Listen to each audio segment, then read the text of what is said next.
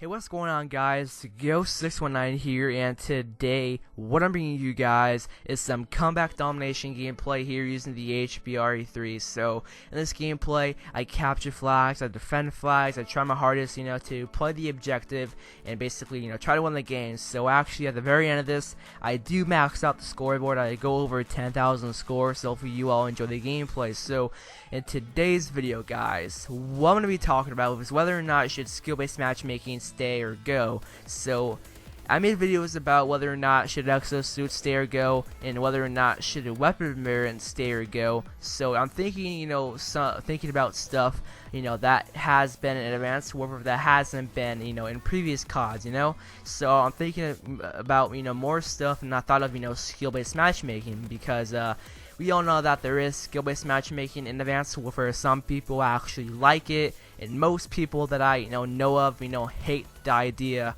of skill-based matchmaking. So, according to the developers, they said that skill-based matchmaking has been in previous Call of Duty games, and I don't see how that it has been in previous COD games. With Call of Duty Ghosts, I had about a 3 KD. I held a 3.6 KD for about like 4 or 5 months, and I started to go down just to like a 3, just because Ghost was dying. It was pretty much over, and Advanced Warfare was about to come out, and I basically had a 3 KD in Ghost. Alright, and from experience, the whole life cycle of Call of Duty Ghosts, I felt that there is no skill-based matchmaking.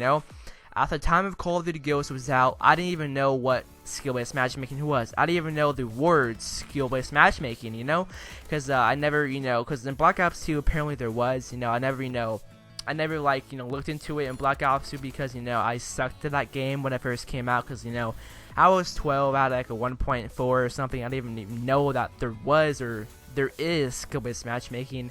And then, I think that a lot of people found out about it because of Advanced Warfare, and now I know about it because of A-dubs.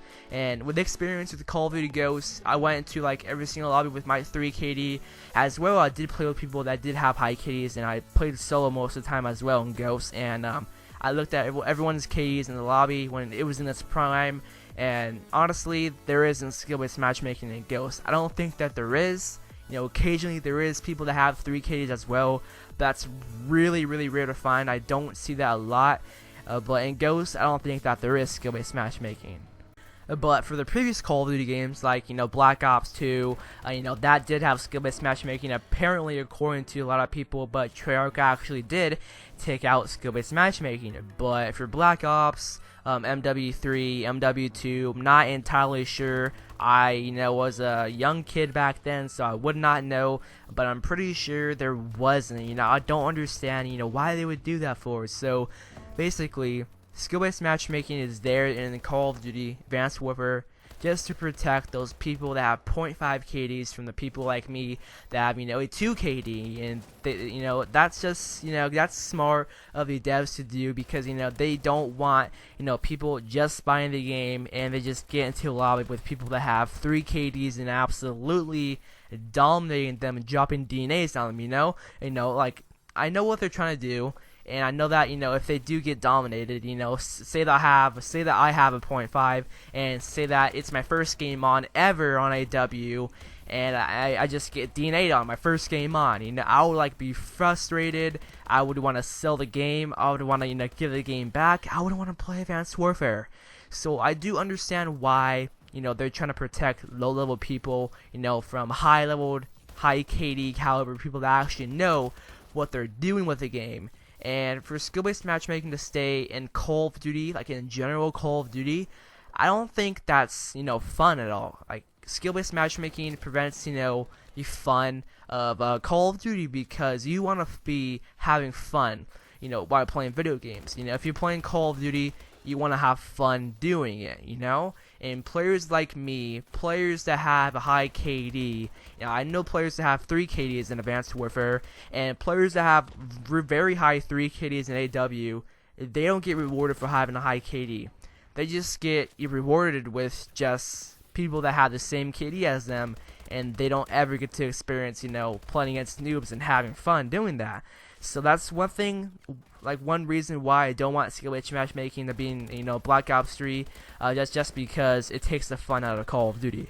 So another thing about skill-based matchmaking, that really bothers me is that how will, those people that have those really bad KDs, those .4s, .5s and 6s, how will they eventually get good and better at Call of Duty? How? There's actually no intention, no reason to get better at Call of Duty, because if you have a .4, you're playing against people that they just got the game. They literally just got the game. If you have a .4, you're playing against people that have .4s, .5s, and .6s, and you won't get better because the people you're playing against, if you do happen to have a .5, the players you're playing against, they're very bad at the game. They don't know what's going on, and you can't get better at playing bad players because some bad players, they run like awful weird attachments like thermal on their ASM1, thermal on their bow and stuff. Like, you won't learn from that at all. And to get good at Call of Duty,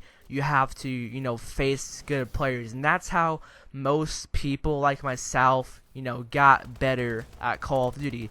That's how people in general get good at first-person shooter games. You have to play against people that are harder than you, so you get an idea what they're doing, why they're doing this, why they're running that, and you just get what I'm saying here. So with Call of Duty Ghosts, at the start of the game, I had a .7. Alright, I had a .7 at the start of Call of Duty Ghosts, and then in December, I remember I had a 1.3, and then in January had a 2.5, and then it went up, from February to all the way to like August or something to a 3.6. So I started with Ghosts as at a .7, all the way to a 3.6, and what did I do?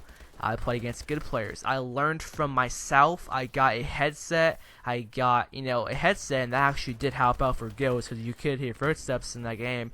And so, I learned from myself, and I learned by playing good players, because a lot of good players that I see in Ghosts, they ran Amplified, Dead Silence, Stalker, Quick Draw. So I learned from them, and I got better because of playing, very bad players. I mean, very good players, I meant to say. Sorry about that.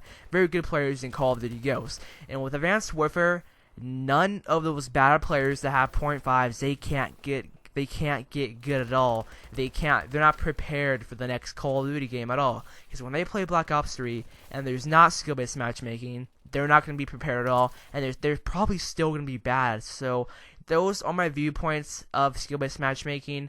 Should it stay or go? It should go, in my opinion. Hopefully it's not the next Call of Duty game. And honestly, I trust Treyarch, and Vaughn we trust, and Treyarch we trust. So for you guys enjoy this video, tell me your opinions down below in the comment section. And I'm Ghost619, and I'm out of here. Peace out.